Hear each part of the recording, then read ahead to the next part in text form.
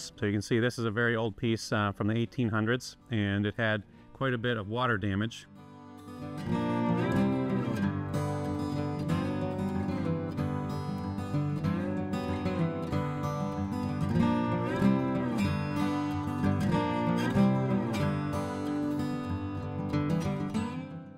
So what we've done so far is the carpentry and rebuild segment of what we're going to do to it.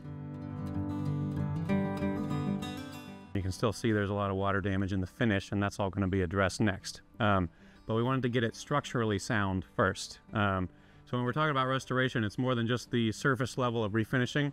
It's really getting in there and seeing, you know, what's missing on the piece, what's broken, what's going on with the structure, and how do we make this piece as close as possible to what it was when it was first made.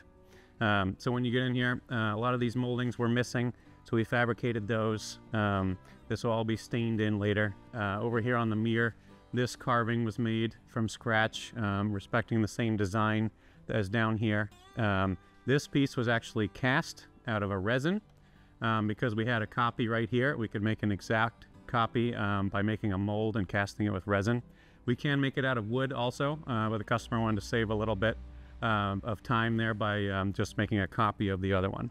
And then we have more moldings down here that were broken, that were filled in. And then probably the biggest project was over here on the drawers.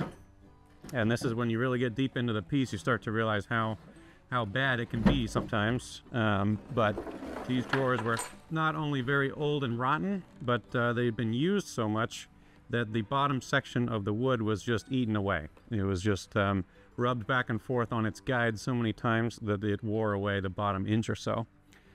So when you pulled the drawer out, it was too small for the space, and it tilted down and had all kinds of problems because it just wasn't shaped right.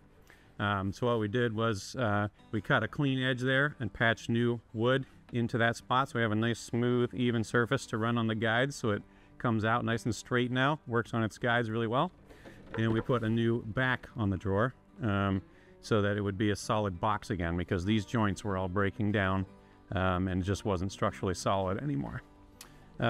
So those are kind of the details that you get into when you're doing a full restoration. You can see in here too, we also replaced the support guides in there for the drawer to run on.